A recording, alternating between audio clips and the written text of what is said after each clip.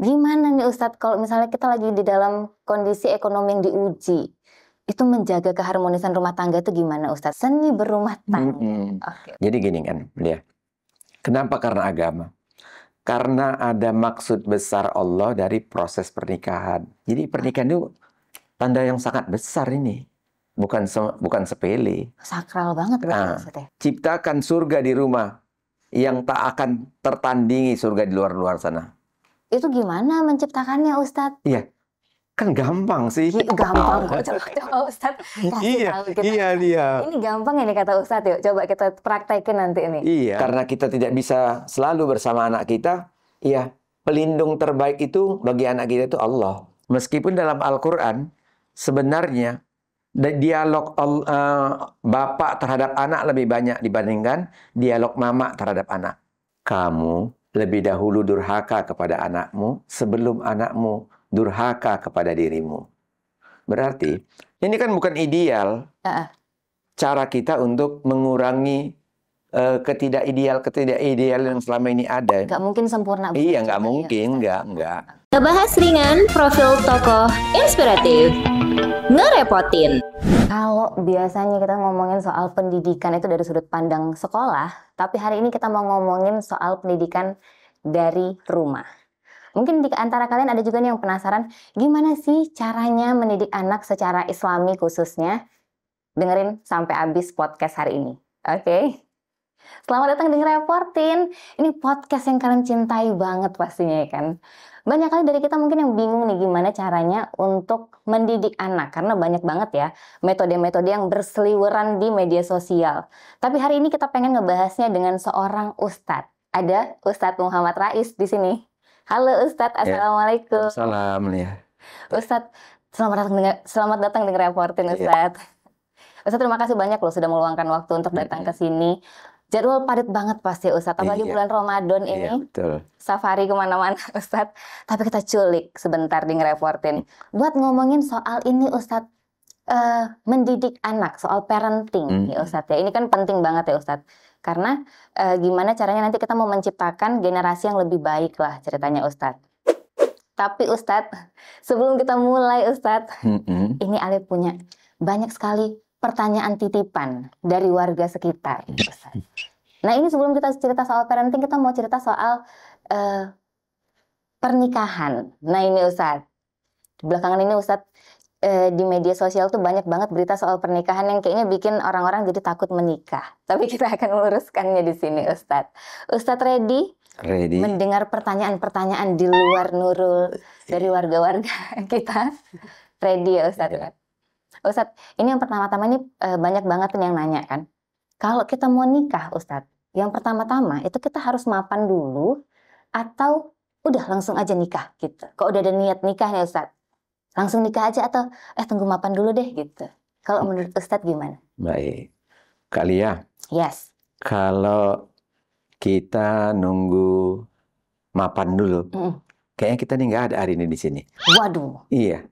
Karena orang tua kita akhirnya akan nunggu mapan dulu. Oh iya. Dan mapan itu relatif. Iya sih. Iya kan? Kalau menurut Ale udah mapan, tapi menurut orang lain belum. Belum. Dan batasan mapannya itu apa gitu. Ada orang, aku nikah nanti kalau udah punya rumah, udah punya mobil. Loh, kapan mapannya nih kalau seperti itu ukurannya? Karena kan lalu kapan nikahnya? Yes, prosesnya kita nggak tahu juga panjang atau enggak. Jadi kalau menurut Ustadz, misalnya ini udah ada niat menikah nih, mungkin warga Medan, warga Kerepotan ini udah ada yang berniat menikah gitu Ustadz. Yang harus dilakukan pertama kali adalah persiapan untuk nikahnya. Jangan mapannya. Mapannya itu nanti. Mapan itu berjalan bersamaan dengan proses berumah tangga. Oh, makanya kata orang kalau rezeki orang menikah tuh ada. Iya, ganda. Ya. Berganda. Berganda. Oke. Alia, sebelum Alia nanya nih, si istri tidak bekerja, misalnya nih, si suami bekerja, tapi kan konsepnya setiap yang melata, wama minda batin illa adallahi rizquha, dan tidaklah binatang melata sekalipun kecuali kami jamin rezekinya. Kalau binatang melata aja dijamin rezekinya, apalagi yang berjalan gitu ya. si istri nggak kerja nih, suami kerja. Gimana konsep rezekinya? Nah, Gini tuh. gimana tuh, Ustaz? Rezeki si istri dititip Allah lewat suaminya. Rezeki anaknya dititip Allah lewat bapaknya. Seperti itu. Oke, jadi konsep rezekinya begitu pas udah menikah ya Ustaz? Iya, makanya digandakan. Digandakan. Mm-mm. Jadi sebenarnya nggak usah worry soal rezeki karena Iya. pasti ada kalau udah menikah. Yang penting niat nikahnya harus lurus ya Iya, Ustaz. lihat-lihat dulu. Niatnya harus dibenerin. Tuh, niat dulu tuh dibenerin ya kan. Ustaz, tapi kenapa ya? Zaman dulu tuh orang tuh nikah tuh cepet-cepet banget Ustaz. Sekarang nikah yang diperkenankan oleh KUA minimal umur 19 tahun. Oh iya, itu secara negara. Iya, secara negara. Ustadz, kalau tadi kan itu kan secara negara ya. Kalau secara Islam gimana Ustadz? Secara Islam ya begitu dia sudah masuk baliknya sudah bisa. Udah boleh ya. Yang penting ilmu agamanya dulu ada gitu ya Ustadz ya. Berarti udah bisa go untuk menikah. Oke. Ustadz, ini ada juga pertanyaan dari warga selanjutnya Ustadz. Sebut saja namanya Mawar. Ustadz, jadi ini pertanyaannya nih yang paling banyak dipertanyakan orang-orang zaman sekarang. Jadi kalau rumah tangga itu kan Ustadz, kan kita pengen yang harmonis ya Ustadz. Cuman kadang-kadang kan adalah 1-2 faktor yang bikin itu jadi agak gonjang-ganjing gitu. Salah satunya adalah faktor ekonomi. Nah, gimana nih Ustadz kalau misalnya kita lagi di dalam kondisi ekonomi yang diuji, itu menjaga keharmonisan rumah tangga itu gimana Ustadz? Sementara kan kalau udah masalah itu kayaknya lihat-lihatan aja sebel gitu kan Ustadz. Itu yang lain ya, bukan warga Medan, warga Kerepotan nggak kayak gitu Ustadz. Tapi yang lain kan ada yang begitu gitu. Gimana sih sebaiknya Ustadz menyikapi keadaan itu? Baik ya, saya mulai dari awalnya dulu. Dari awal nih, warga Medan, warga Kerepotan dijelasin. Kalau kita kan disunnahkan ya, menghadiri pernikahan itu kan kita mendoakan siang nikah. Yes. Barakallahu laka wa baraka alaika wa jama'a bainakuma fi khair. Amin. Itu ada kata 2 kali barokah. Barokah, ya. Barakallahu laka. Satu lagi wa baraka alaika. Oke. Itu walaupun sama-sama kata barokah, satu laka, satu alaika, itu artinya memang 180 derajat berbeda. Oke. Jadi yang pertama laka itu, barakallahu laka itu keberkahan dalam kelebihan-kelebihan. Oke. Wa baraka alaika, keberkahan dalam kekurangan-kekurangan. Keberkahan dalam kekurangan. Iya. Orang bingung ya, kok ada berkah dalam kekurangan? Itu gimana tuh Ustaz? Iya. Walaupun dalam keadaan kurang, dia nggak buat gaduh di rumah tangga.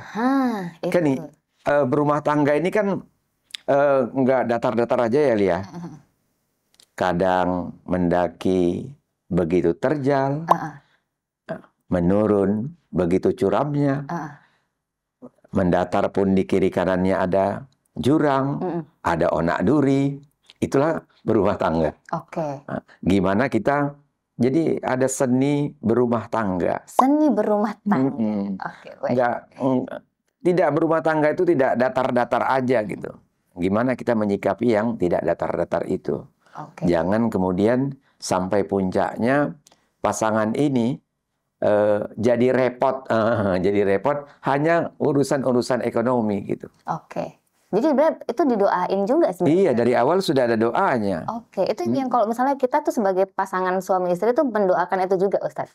Yang datang mengunjunginya berdoa seperti itu. Nah, kalau kita nih sebagai misalnya pasangan suami istrinya, ya berdoa aja, semoga amalannya gitu ya. Iya. Oke, berarti tuh nggak cuman ada masalah, jangan cuman pikirin masalahnya doang, tapi tetap harus jalur langit. Jangan berhenti di masalah. Jangan ada jalur langit, betul. Nah, itu dia ya. Berarti jangan riwehin pikiran tadi di masalah-masalah terus ya Ustadz ya. Nah, ini udah terjawab ya pertanyaan Mawar ya. Ini selanjutnya kita mau ke pertanyaan ini, sebut saja namanya siapa ya Ustadz ya. Ini kayaknya dari editor kita nih Ustadz. Pertanyaan paling penting. Ustadz, gimana caranya kita nyari pasangan supaya pernikahan kita bisa langgeng? Kriterianya apa aja Ustadz? Jangan kriteria medsos ya. Jangan kriteria medsos. Ini kayaknya harus karena kalau yang populer itu gampang habisnya gitu. Ya, benar. Kriterianya harus dari mana nih acuannya Ustadz? Jadi Nabi bilang gini. Tungkahul mar'atu li arba.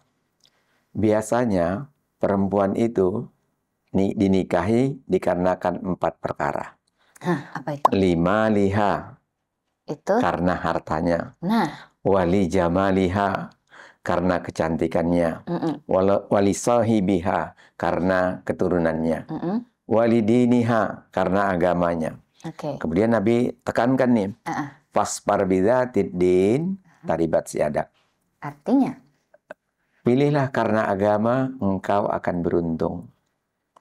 oke. Iya, karena 3 yang tadi itu bisa jadi relatif, bisa nggak langgeng. Harta bisa habis, Hmm, cantik lama-lama bisa jelek, oke. ya kan? Kan relatif. Yes, benar. Walaupun jelek itu absolut kan, Aduh. Ustadz agak julid juga ya. ya kan? Tapi kalau karena agama, inilah yang akan membimbing. Oke. Ya. Jadi gini kan, ya. Kenapa karena agama? Karena ada maksud besar Allah dari proses pernikahan. Kalau Alia kan pernah baca ya di setiap kartu undangan pernikahan, orang selalu ngutip surat Ar-Rum ayat 21. Dan di antara tanda-tanda kebesaran, iya kan? Benar-benar pasti kan semua undangan ada itunya. Iya, wa min ayatihi an khalaqalakum min anfusikum azwaja litaskunu ilaiha wa ja'ala bainakum mawaddah wa rahmah. Inna fi dzalika laayatil liqaumi yatafakkarun. Orang berhenti di ayat itu. Padahal ayat itu ayat 21 ya. Kalau kita bongkar surat Ar-Rum, ayat 20 sampai 25 Allah membukanya dengan wa min ayatihi, dan di antara tanda-tanda kebesarannya. Ayat-ayat yang lain itu kan itu 6 ayat. 5 ayatnya terkait dengan penciptaan alam makrokosmos. Penciptaan langit dan bumi, bergantinya siang dan malam, turunnya hujan, berbedanya warna kulit. Kok dimasukkan Allah di ayat 21 tentang pernikahan? Kayaknya nggak nyambung kan? Iya, apa hubungannya gitu? Kayaknya nggak nyambung kan? Ya. Ternyata Allah ingin mengkonfirmasi kepada kita. Pernikahan itu tanda besar, tanda kekuasaan Allah yang sama dengan tanda kekuasaan Allah dengan menciptakan langit dan bumi. Jadi pernikahan itu tanda yang sangat besar ini. Bukan sepele. Sakral banget berarti. Kenapa? Karena maksudnya, kalaulah di dunia ini, ya, kita ciptakan rumah kita laksana surga yang diturunkan Allah ke dunia, bersama di surga Allah di dunia, bersama nanti di surga keabadian. Oke. Itu dia tujuan besarnya. Nah, itu menuju ke tujuan besar itulah yang harus ada ilmunya, Ustaz. Ada ilmunya, makanya fasbar bidzatid dipilih karena agamanya. Oke. Karena ibu bapak yang paham agama, dia akan tahu tahapan-tahapan untuk memperoleh surga sana. Gimana ya membentuk anakku dari mulai mengandung. Oh, oke. Berarti dipersiapkannya pas anak itu benar-benar apa namanya ya? Dari awal loh. Dari awal banget ya, Ustaz. Waktu mengandung aja itu memang si ibu, ya kan, pikiran ibu ini berpengaruh terhadap janin. Yes. Berpikir positif, maka janin insya Allah positif. Oke. Saya sebentar cerita Ad-Durrah ya. Oke. Nggak apa-apa ya? It's okay, Ustaz. Dan ini mungkin akan menginspirasi ke sekolah-sekolah lain. Oke. Biasanya di sekolah lain itu, kalau ada guru yang melahirkan, dia akan cuti dan honornya dipotong. Kira-kira bagus nggak itu? Bagi si ibu. Oh yes, bikin puyeng juga sih Ustaz ya. Kan dia akan gini nih. Bentar lagi aku akan partus nih melahirkan. Kemudian selama melahirkan itu, menyusui bayi, semua aku akan cuti. Selama cuti aku dipotong gajinya, honornya. Kan dia akan repot nih pikirannya. Kebutuhan untuk susu ibu menyusui, kebutuhannya lebih besar, tapi pendapatannya berkurang. Pikirannya akan puyeng. Pikirannya akan negatif. Negatif ke janin. Nah, Ad-Durrah itu guru yang melahirkan saya kasih cuti 3 bulan tanpa ada potongan 1 rupiah pun. Masya Allah. Kemudian cukup mencari guru pengganti yayasan yang membayar. Oke. Begitulah kontribusi Ad-Durrah untuk menghadirkan generasi unggul salah satunya. Wow. Gitu. Wow. Iya, wow. Ustadz ini adalah salah satu seorang ketua yayasan di Pendidikan Islam. Yayasan Pendidikan Islam Ad-Durrah. Yes. Masya Allah banget ya. Apa ini ada ini nggak sih Ustadz butuh guru apa? Bukan. Saya harus melihat guru dengan segala kepatutan gitu. Yes. Iya, harus dengan. Bahkan sampai ke situ tuh Ustadz ini ya, Ustadz mikirin banget. Iya, mikir gitunya. Oke. Jadi Ustadz di sekolah itu udah terkenal banget ya, di Ad-Durrah itu terkenal banget kalau pimpinan yayasannya sangat peduli banget sama semua karyawan yang akan melahirkan. Iya. Kemarin ada guru saya yang sakit apa ya? Apa sakit perempuan tuh namanya? Kista ya? Oh, yes. Operasi kista. Setelah operasi kista dia datang, saya Ustadz sudah siap operasi. Saya bilang, saya suka manggil guru kakak nih. Kakak istirahat di rumah 2 bulan. Nggak usah pikirin sekolah. Ya, yang mikirin sekolah kami aja nanti. 2 bulan itu dia cuti gratis. Iya, iya betul. Karena saya pikir ini berat ini operasinya. Ya udah, kakak tenang-tenang aja di rumah. Oke. Begitulah caranya. Ada rasa habis ini di Ad-Durrah banyak masuk lamaran buat jadi guru deh. Iya, semoga menginspirasi sekolah lain sih.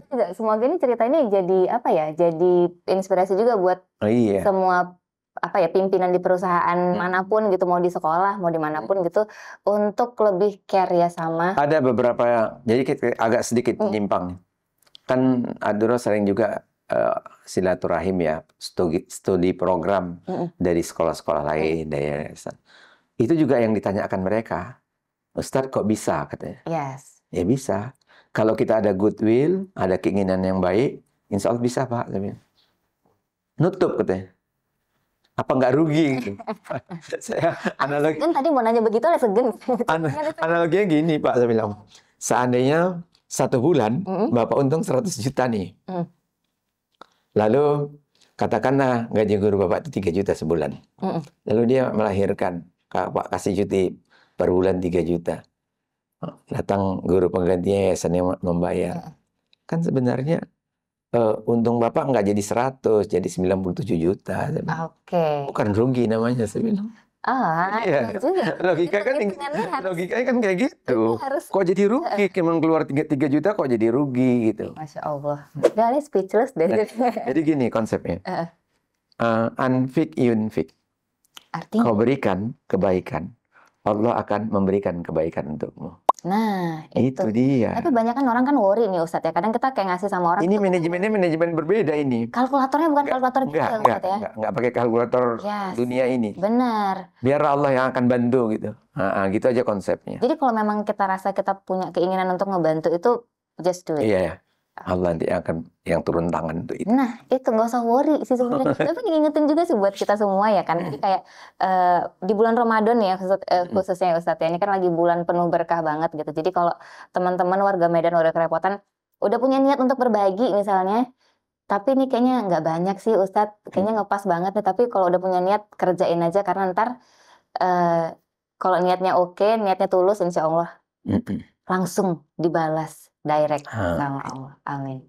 Ustadz, ini kan tadi kita ceritanya tentang memilih pasangan itu pilih yang agamanya sudah oke gitu ya Ustadz. Berarti, nah ini kita kan harus mempersiapkan anak supaya tumbuh dengan pendidikan agama yang oke. Tapi kan yang nyiapkan bapak-bapaknya. Itu ternyata persiapannya harus dari segini mungkin tadi Ustadz. Tapi Ustadz sebelumnya Ale minta izin dulu Ustadz. Ale pengen bilang ke warga Medan, warga Kerepotan.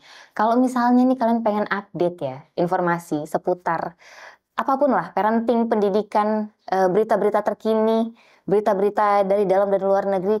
Kalian wajib banget untuk follow sosial medianya Ngerepotin. Itu ada di Instagram, ada di TikTok, ada juga di Facebook. Nanti sosial medianya itu bakal muncul pakai dalam ini Ustadz, di dalam mangkok kurma. Ada mangkok kurma karena bulan Ramadan ya Ustadz. Mm-mm. Ada mangkok kurma, ada isi sosial medianya gitu nanti.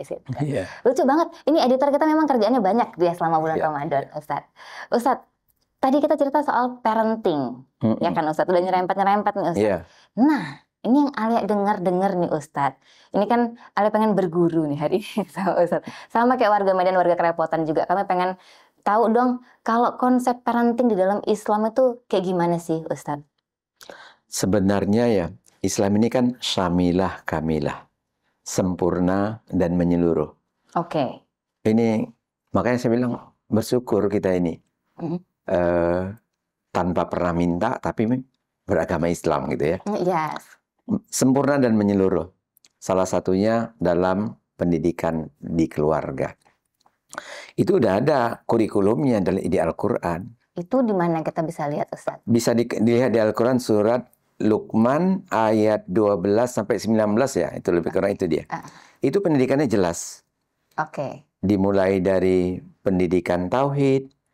Ya bunayya la tusyrik billah, kata Luqman kepada anaknya. Ih, dari kata-katanya aja udah keren nih, Alia. Artinya apa Ustadz? Tengok.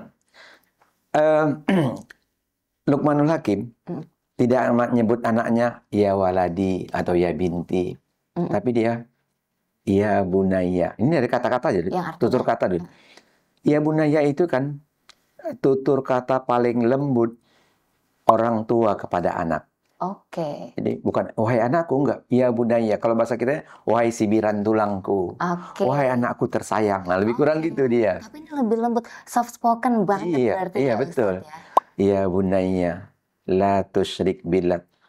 Mungkin orang akan bilang, iyalah Ustadz Luqmanul Hakim ngomong sama anaknya anak soleh. Nabi Ibrahim sama Nabi Ismail putranya juga ya bunayya. Ya bunayya inni ara fil manami anni azbahuka fanzur madza tara. Katanya gini. Wahai sibiran tulangku, wahai anakku tersayang, sesungguhnya aku melihat dalam mimpiku, aku menyembelihmu nak.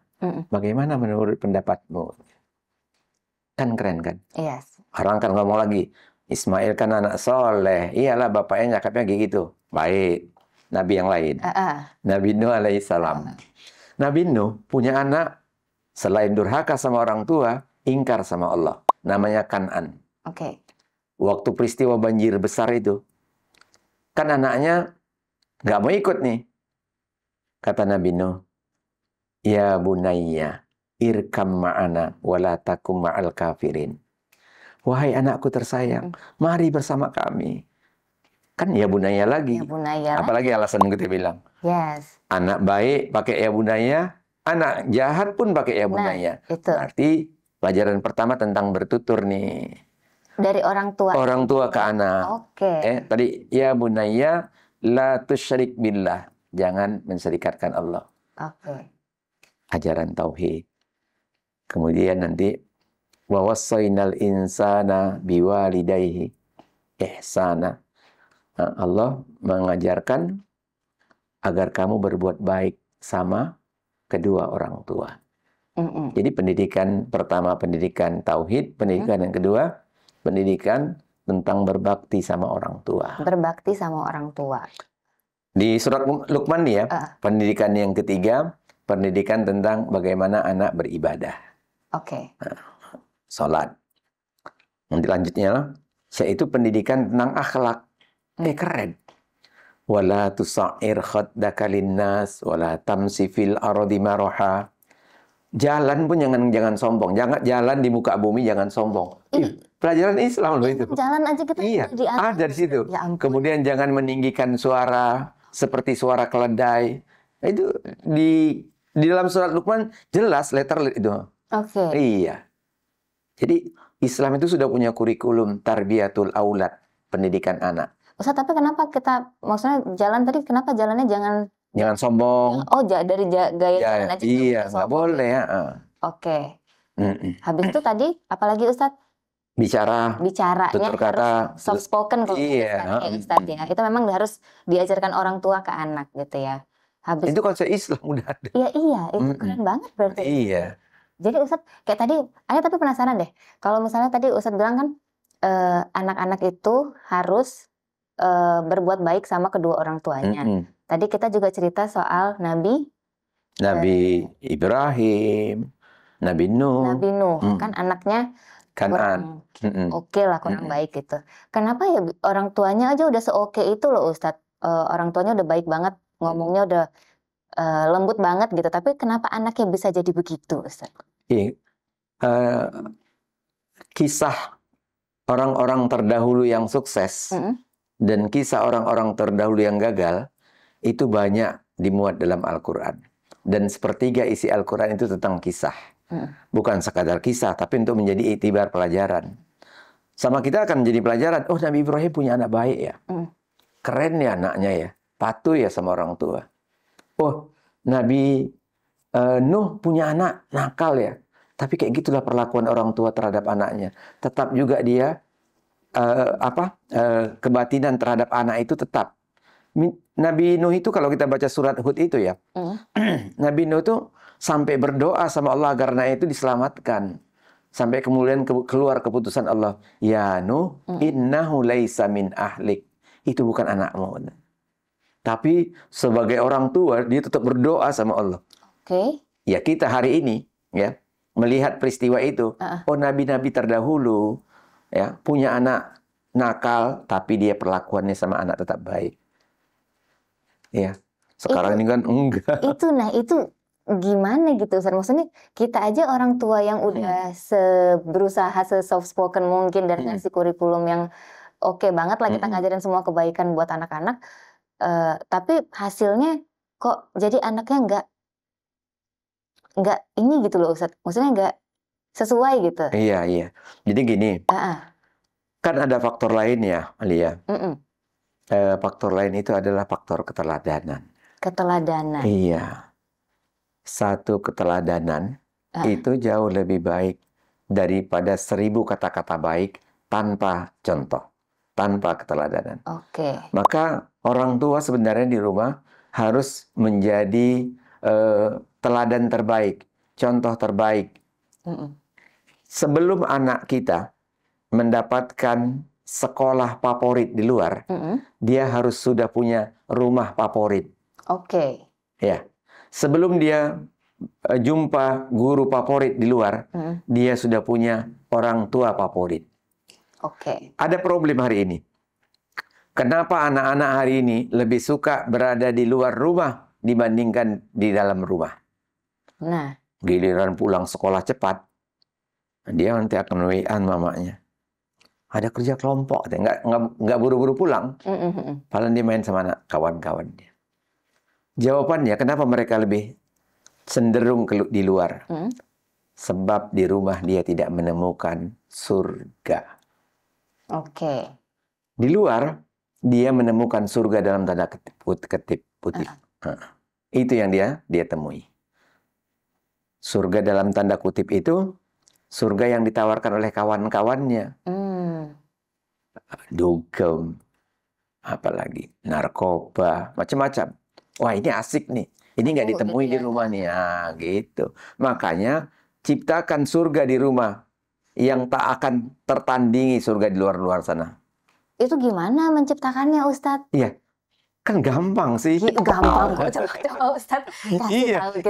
Iya. Ini gampang ini kata Ustadz, yuk coba kita praktekin nanti ini. Iya, kan rumah memang harus layaknya sebagaimana surga. Yes. Saya dulu waktu anak saya kecil-kecil nggak ada yang keluar rumah itu. Itu kenapa? Ini kita ceritanya Saya pakai pengalaman dulu ya, modelnya gini ya. Pakai tutor sebaya istilahnya. apa itu? Dalam proses pendidikan ada namanya tutor sebaya. Abang terhadap adik-adiknya gitu. Jadi abangnya nanti jadi tutornya, jadi pendidiknya. Oh gitu. oke, baik, udah disiapkan ya berarti. Ya. Maksudnya siap gimana? Abangnya udah dipersiapkan untuk Iya dong. nanti. Jadi gitu ya. waktu kita keluar, ya abangnya lah menjadi sutradara di rumah itu apa yang mau dia buat. Baik. Makanya adik-adiknya dan dia sendiri merasa nyaman di rumah. Ngapain aku keluar rumah? Di rumah juga udah Seru. enak kok. Iya. Kita bisa bikin sesuatu sama Iya. abang gitu ya. Yes. Kan gampang buat itu.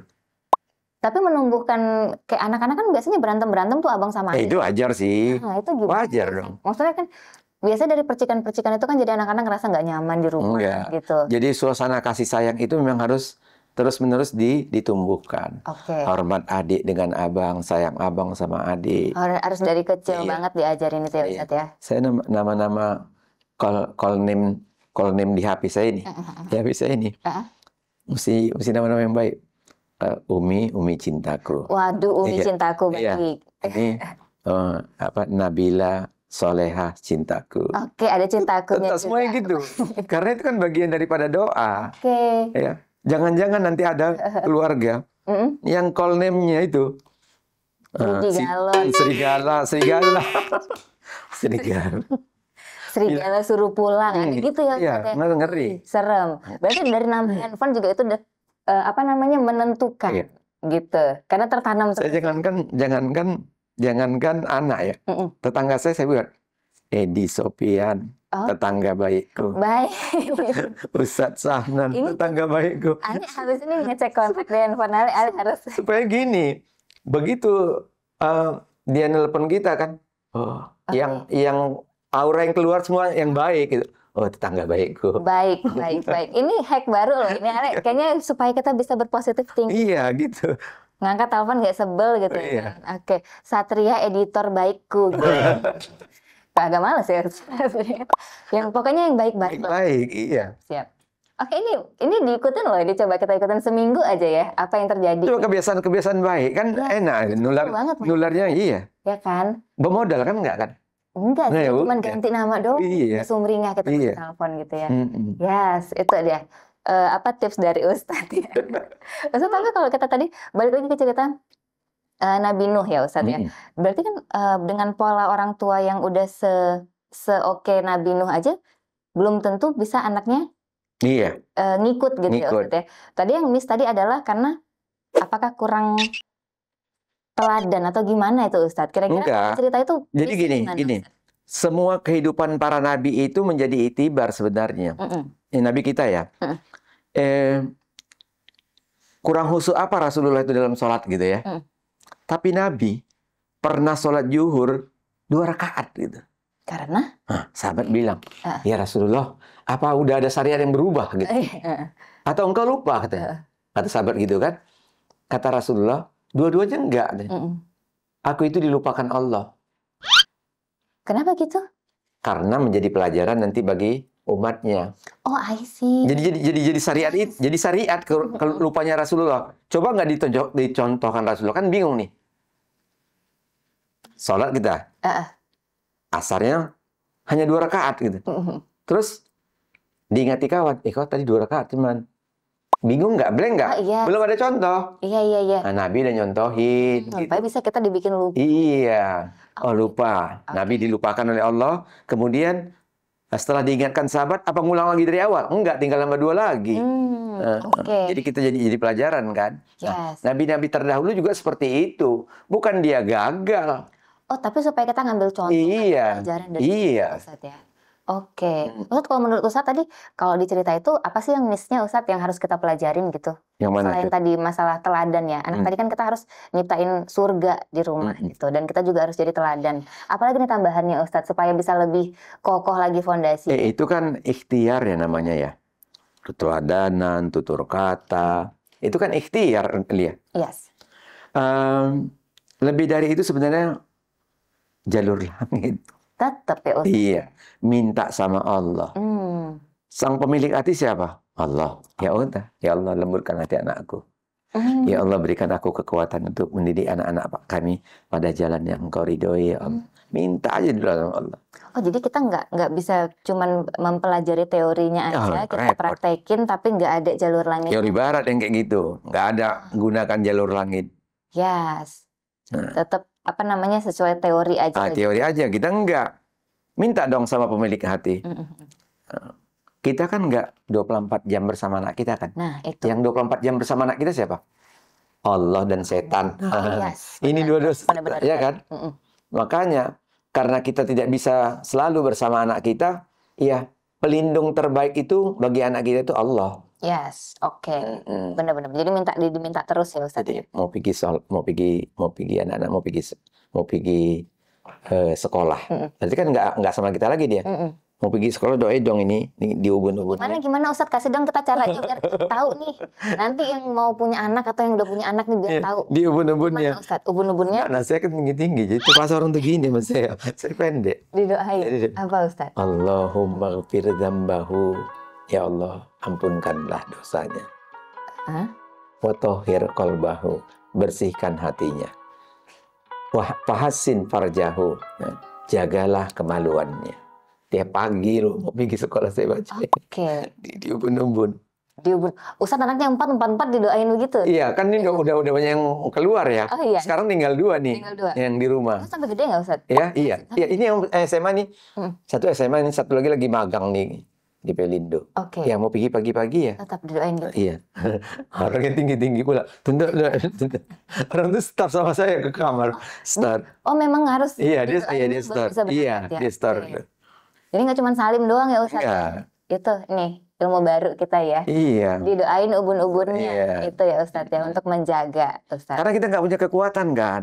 Iya sih, nggak semuanya. Apapun yang terbaik yang kita buat, tetap saja kita nggak punya kekuatan.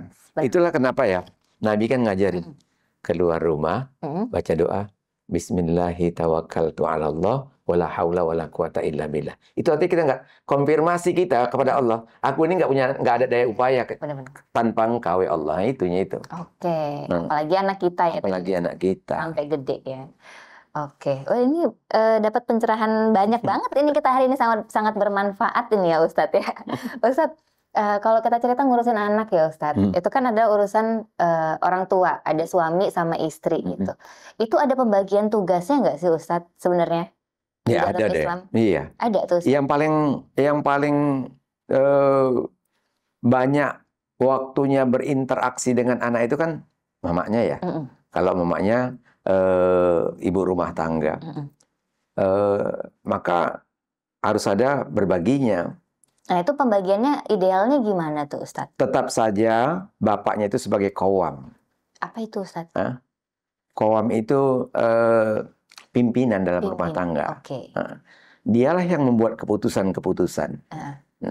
Keputusan itu untuk kemudian dijalankan oleh ibu dan secara bersama-sama. Dan biasakan di rumah itu musyawarah. Oh oke. Jadi jangan sementang qawwam, ya kan, pimpinan, lalu sesuka-sukanya nggak bisa. Oke. Ya, diajak dong musyawarah supaya kemudian anak anggota keluarga ini merasa memiliki keputusan itu. Karena merasa memiliki keputusan itu harus dijalankan bersama-sama jadinya. Kalau enggak, itu kan kata bapak, itu kan kata mama. Aku nggak pernah diajak kok. Oke, berarti musyawarah itu sebenarnya perlu Penting. juga ya. Iya. Karena kan banyak sekarang yang ngerasa kalau tugasnya suami itu ngasih mandat gitu, harus begini, harus begini. Sebenarnya nggak gitu. Enggak. Makanya pertemuan-pertemuan di rumah itu penting, ya. Apa namanya? Istilah bukan hanya sekedar waktunya, tapi konten pertemuan itu juga konten yang benar gitu. Bukan sekedar kita kumpul ketawain, bukan itu. Bukan nggak boleh ketawa sih, bukan, biasa aja. Tapi harus yang berkualitas dong. Pertemuan itu ada kualitasnya. Ada isinya. Ada isinya. Oke. Jadi sebenarnya memang musyawarah itu penting banget tadi ya, kayak Ustadz bilang ya. Ustadz, kalau misalnya kita ceritanya kan tadi Ustadz bilang itu porsinya orang tua, ibu tuh lebih banyak sama anak gitu. Meskipun ya, meskipun dalam Al-Quran sebenarnya dialog bapak terhadap anak lebih banyak dibandingkan dialog mama terhadap anak. Nah, itu kenapa gitu? Kalau saya nggak silap ada sekitar 14 dialog bapak terhadap anak. Nggak pernah mama terhadap. Kalau pernah cuma hanya Nabi Isa alaihissalam terhadap ibunda Maryam. Itulah sekali. Yang lainnya bapak dengan anak. Apa yang pengen disampaikan dari situ tuh Ustaz? Benar gini ya.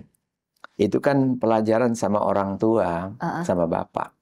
Tengok nih nabi-nabi terdahulu dengan anaknya seperti itu loh komunikasinya. Oke. Ya. Kok ibu nggak diajari seperti itu? Ibu naluri nggak perlu diajari pun udah memang bercakap terus sama anaknya. Oh, oke. Iya kan? Bercakap sambil merepet. Iya. Ustaz. Nggak perlu diajari pun ibu udah jelas tuh Mahir bercakap. tiba-tiba merepet ya kan. Dari awal dia, kalau bapak ini memang harus ada contohnya nih, ini. Oke, yes. Harus dikasih contoh dulu biar. Iya, nengok nih nabi-nabi terdahulu, orang-orang terdahulu bercakap dia sama anaknya. Ini jarang kali bapak cakap sama anak, Iya sih Ustaz ya. kayak asing gitu. Itu kenapa ya Ustaz? Pergi pagi, pulangnya udah sore atau larut malam. Entah kapan dia jumpa dengan anaknya. Dia merasa anak beban atau apa gimana nih. Padahal anak seharusnya ini investasi untuk hari akhirat loh. Oke. Karena nanti ada 2 golongan anak loh. 2 golongan anak. Golongan pertama, anak yang akan menuntun tangan kedua orang tuanya memasuki surga Allah. Oke. Artinya anak bisa memberikan syafaat loh. Bukan hanya Rasulullah yang bisa memberikan syafaat. Oh, anak juga kita bisa memberikan syafaat untuk kita. Oke. Golongan yang kedua, ada anak yang akan menyeret-nyeret kaki kedua orang tuanya memasuki neraka Allah. Wow. Dia nggak mau direndam sendirian dong. Oke, harus. Aku kan kayak gini kan gara-gara mama bapak. Itu tadi gitu. Ustaz, tiba-tiba ada kepikiran lagi nih. Berarti kan kalau ceritanya kayak gitu kan, misalnya ini ada anak durhaka gitu Ustaz ya. Ada nggak sih orang tua yang durhaka juga Ustaz? Ini pernah di zaman Umar bin Khattab radhiyallahu an, jadi Amirul Mukminin, datang bapak bawa anaknya, bawa anak lajangnya. Anak lajang ini ngelawan sama dia. Dia ngelapor lah sama Amirul Mukminin. Udah diterima oleh Umar laporan itu. Tapi Umar nggak langsung mengeksekusi. Dia tanya nih anaknya. Kata anak itu, wahai Amirul Mukminin, tahukah engkau, katanya, ibuku itu, katanya, ibu kandungku itu seorang budak yang tidak punya akhlak. Itulah yang menjadi ibuku, katanya. Oke. Kemudian namaku, katanya, bahasa Indonesianya kelelawar jantan. Kemudian kedua orang tuaku ini nggak pernah mengajarkan akhlak yang mulia. Lalu Umar berbalik ke arah orang tuanya. Kamu lebih dahulu durhaka kepada anakmu sebelum anakmu durhaka kepada dirimu. Berarti ada kewajiban orang tua untuk menunaikan hak-hak anaknya. Jika kewajiban itu tidak ditunaikan, maka kita akan menjadi orang tua yang durhaka. Nabi kan udah buat pedoman nih, beri nama yang baik. Semua udah ada kan? Apa aja tuh Ustadz, mana tahu ada yang lupa nanti biar takut banget jadi orang tua durhaka. Nama yang baik Ustadz. Takut baik. Iya, kan gini. Dari awal tuh kayak biasa namanya. Dari awal ya. Kalau kita punya konsepnya kan begitu melahirkan bayi itu kan diazankan dan diikomatkan. Itu awal banget. Itu awal banget itu. Kan nggak berhenti sampai di situ. Ya, selanjutnya. Kemudian ditahnik. Tahnik itu orang tua mengunyahkan kurma. Kalau sekarang yang manis-manis lah ya, madu. Itu kemudian ditaruh di langit-langit anak. Ya. Oh itu sunnah? Iya. Oke. Dan tahnik. Oke. Mungkin waktu Alia melahirkan itu yang membuat mama. Karena Alia dalam keadaan nggak berdaya kan. Mama atau bapak itu yang biar orang-orang tua dulu paham itu. Oke. Itu karena, supaya apa Ustaz? Ya? Itu supaya apa? Supaya lancar lisannya untuk mengucapkan kalimat-kalimat thayyibah. Jadi awal dengan yang baik-baik. Yes. Ya, madu itu baik. Dah. Kemudian diberi nama yang baik. Nama yang baik. Nama itu bagian daripada doa. Karena setiap hari disebut. Iya. Nah, alhamdulillah kalau kami di sekolah sekarang melihat di daftar absen itu, nama anaknya cantik-cantik kali, baik-baik kali. Zaman sekarang Ustaz, ya, ngeri-ngeri namanya. Panjang-panjang. Dan sulit diejak. Dan payah diejak. Kalau ada penulisan di ijazah, kasihan penulis ijazah. Kayaknya udah effort sekarang penulis ijazah. Repot. Repot banget. Iya. Namanya payah-payah. Dan saya tanya-tanya tuh, ini siapa yang beri nama? Ya tentu mama lah katanya. Keren ya namanya. Kan mamanya pasti ngasih nama yang terbaik. Alhamdulillah satu sisi itu. Tapi nggak bisa berhenti sampai di situ kan? Lagi Ustadz. Ya, nggak bisa berhenti sampai di situ. Kita harus menjadi contoh tadi. Jadi orang tua itu harus jadi contoh. Kan udah saya bilang, sebelum sekolah favorit, rumahnya menjadi rumah favorit. Sebelum dapat guru terbaik, maka dia sudah dapat orang tua terbaik di rumah. Itu dia contoh. Jadi contoh yang jadi teladan tadi Iya. Ustaz ya. Itu baru ngajarkan tauhid, ngajarkan sholat. Kata Nabi, ajari anakmu ketika umur 7 tahun sholat. Oke. Udah wajib ya di situ. Iya, itu kewajiban sama orang tua, Oh, bukan kewajiban sama si anak. I see. Sebab anak kan belum akil balik, belum mukallaf. berarti yang wajib tuh orang tuanya. Orang tua wajib mengajarkan, ajarin kata Rasulullah. Gimana caranya? Iya, Gitu ya. kemudian lanjutan hadis itu umur 10 tahun, kalau dia tidak melaksanakan sholat, pukul. Tapi pukul mendidik ya. Bukan pukul seperti ketemu begal, bukan. Meluapkan emosi Iya, tuh Ustaz ya. pukul mendidik. Supaya dia tahu, oh penting sholat ini rupanya. Sampai mama bapakku buat seperti itu. Gitu. Tapi insya Allah itu nggak akan terjadi kalau anak itu melaksanakannya. Oh iya. Dan anak itu melaksanakan karena dia lihat-lihat contoh. Kan nggak mungkin bapaknya nyuruh anaknya sholat, bapaknya nggak sholat. Bapak cakep aja sih katanya. Kadang pun nggak disuruh karena udah ngelihat jadi. Iya, guys. Oh iya. Anak-anak kita itu kalau mama lagi sholat, kalau saya sering lihat video itu, wah dia ikut tuh. Iya. Mau benar, mau salah nggak mau tahu lah dia. Karena dia sudah lihat contoh. Ini kan enggak. Contoh gini, bapak ini merokok nih, bapak merokok. Dia bilang mana ya? Kau jangan merokok kau ya. Aduh, anaknya pun hambar udah. Bapak nih, gitu ya. bapak bilang jangan merokok, bapak sambil merokok ngomongnya gitu-gitu. Iya. Jadi katanya Sesuai ya Ustaz. umur 10 tahun pukul anakmu kalau dia nggak sholat. Jadi ibu-ibu, ini jok aja ya. Dia pulang dengar kajian kayak gitu. Pulang, anaknya umur 17 tahun nggak sholat. Dipukulnya. Ih, mama kok kayak gini?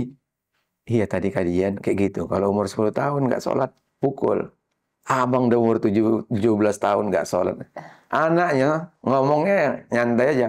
Mama sih, awak umur 17 tahun nggak sholat dipukul. Itu bapak umur 45 tahun katanya nggak sholat nggak dipukul. Itu juga. Dia lihat contoh. Iya juga ya. Iya. Waduh, tapi sekarang Ustaz tantangannya adalah kalau orang tua mukul anak tuh viral Ustaz. Oh iya, tapi kan Jadi yang mukulnya apa sih? Jangan, bukan mukulnya mukul kasih sayang. Benar. Tetap bingkainya bingkai kasih sayang. benar, jangan kayak mukul begal. Iya, bingkai kasih sayang. Sama tadi udah jadi teladan, terus ngajarin kurikulum yang udah ada di surat Luqman. Boleh dicek dari ayat 12 sampai 19. Insya Allah nggak jadi orang tua durhaka. Nggak jadi orang tua. Takut banget. Ustaz kita tadi terputus di cerita anak yang itu kan lebih banyak waktu sama orang tuanya, sama ibunya di rumah. Tapi gimana kalau ibunya kerja dari pagi sampai petang? Kan ada yang kayak gitu Ustaz. Iya. Nah itu gimana tuh pembagian tugas sama harus ada apa istilah hari ini quality time. Quality time. Oh gitu. Iya. Jangan gini ya. Kita pergi kerja. Itu meninggalkan anak-anak kita kan. Kita semangat kan pergi kerja. Karena ada tanggung jawab di sana. Seharusnya pulang dari kerja itu jauh lebih semangat. Oh ini Iya. kan malahan kebalik ya Ustaz. Jauh lebih semangat dong. Ya. Karena ada yang sedang menanti kita. Ya, suami yang menanti istri dan anak-anaknya. Kalau istri yang nanti suami dan anak-anaknya. Ya. Kalau di sana ada kepentingan. Di sini ada kebutuhan kita. Kasih sayang untuk anak-anak kita ini. Oke. Jangan kemudian ini jadi nomor 2. Aduh. Saya pernah, kalau Ustadz Salim Afilah bilang gini. Kita kan pergi kerja, bagus, rapi. Pulang kerja, kayak kenlap. Iya. Nah, pulang kerja kok kayak kenlap gitu. Padahal mau menjumpai anak-anak yang akan bersama nanti di surga. Masa kayak kenlap? Makanya pulang kerja itu juga seperti pergi kerja, kata Ustaz Salim. Harus touch up. Iya. Iya. Rapi-rapi. Saya bilang sama guru-guru gitu. Kalian nanti pulang kerja jangan kayak gini ya. Saya pulang kerja itu harus istri nengoknya pun enak. Iya sih. Anak nengoknya enak. Bener.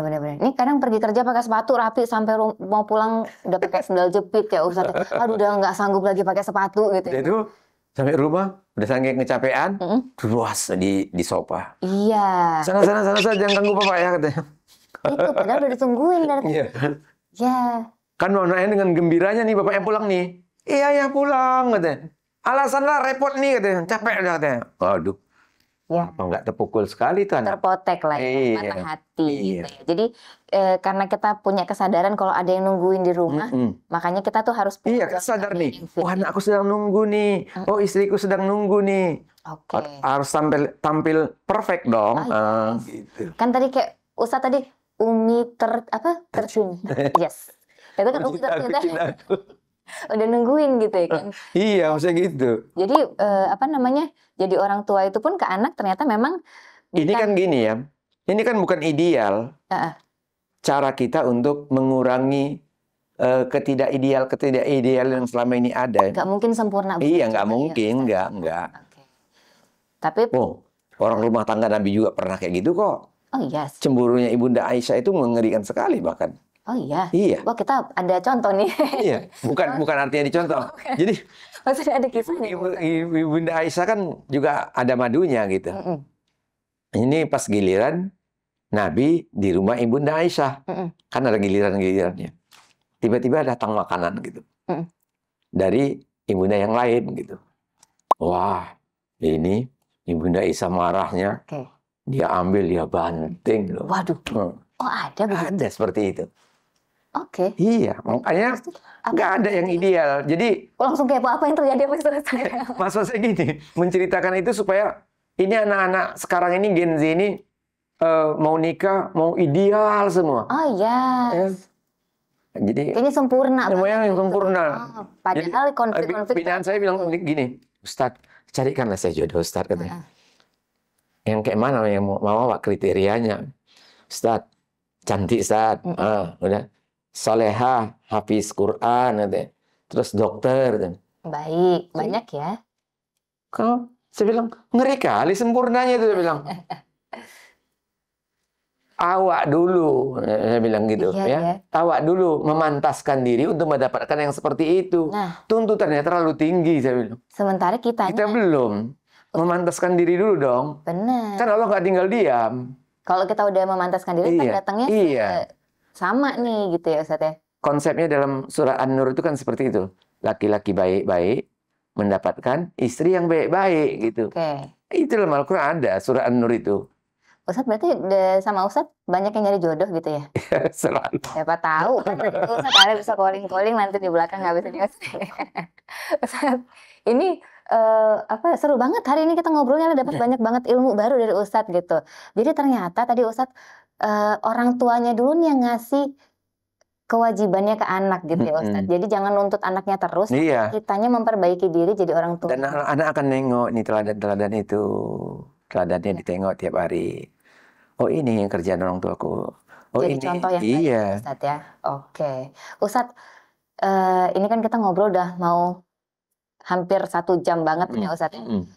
Ini ada pengen dong Ustadz ngasih sebuah closing statement, sebuah pesan buat para orang tua di luar sana, buat calon orang tua juga. Kira-kira Ustadz pengen berpesan apa sih supaya kehidupan generasi sekarang itu lebih oke dan anak-anak orang tua sekarang tuh bisa menciptakan anak-anak yang berakhlak baik gitu Ustadz. Ustadz boleh langsung ke warga Medan, warga Krepok. Baik, ada sepasang mata kecil ya di rumah kita yang selalu melihat apa yang kita lakukan. Ada sepasang tangan kecil di rumah kita yang ingin mengerjakan apa yang kita kerjakan. Ada sepasang telinga kecil yang mendengar yang kita ucapkan. Ada sepasang kaki kecil yang ingin berjalan sebagaimana yang kita langkahkan. Pasangan kecil itulah anak-anak kita. Mereka merekam dalam diamnya. Tidak sekadar merekam, tetapi juga siap untuk mengasosiasikan. Siap untuk menampilkannya kembali. Kalau yang kita tampilkan adalah yang baik, mereka akan merekam yang baik dan akan mengasosiasikan, menampilkan yang baik pula. Maka jadilah orang tua teladan di rumah tangga kita. Ini aja pesan saya buat kita semua. Berat, tapi insya Allah selalu ada jalan keluarnya jika kita tetap membersamai Allah. Mohon kepada Allah agar kita diberikan kekuatan untuk bisa mendidik anak-anak kita. agar anak-anak kita diberikan kelembutan hati untuk bisa menerima nasihat-nasihat kita. Ini aja dari saya, Kak Alia. Terima kasih banyak. Ini langsung, Alia tadi dengerinnya kusuk banget. Kayaknya ini pesannya buat Alia nih. Buat semua warga Medan, warga kerepotan ya. Ustadz, terima kasih banyak loh udah ngobrol sama Alia. Ini dapat ngasih inspirasi juga buat teman-teman kita di luar sana ya. Memang kayaknya bingung nih acuan kita untuk jadi parents itu kayak gimana sih gitu ya kan. Dan hari ini terjawab sudah oleh Ustadz Rais. Sedikit lah. Sisanya cari sendiri. Iya. Ustadz, terima kasih banyak. Baik, waktunya. Kak Alia. Lagi-lagi terima kasih lagi. Ustadz sehat-sehat selalu ya Ustadz. Amin Kak Alia. Ketemu lagi di lain waktu. Insya Allah. Assalamualaikum Ustadz. Waalaikumsalam warahmatullahi. Gimana? Ini udah dapat inspirasi banyak banget ya hari ini dari Ustadz Rais. Dan banyak banget ilmu baru yang kita dapetin gitu. Ternyata jadi orang tua itu banyak banget yang harus dipelajarin gitu ya kan. Ini share dong video ini ke teman-teman kalian atau ke para orang tua atau ke pasangan kalian gitu yang mungkin akan jadi orang tua juga. Supaya bisa jadi bahan diskusi ya nantinya. Terima kasih banyak buat semua yang udah nonton. Kita ketemu lagi di Ngerepotin selanjutnya. Bye-bye. Ngerepotin. Ngebahas ringan profil tokoh inspiratif.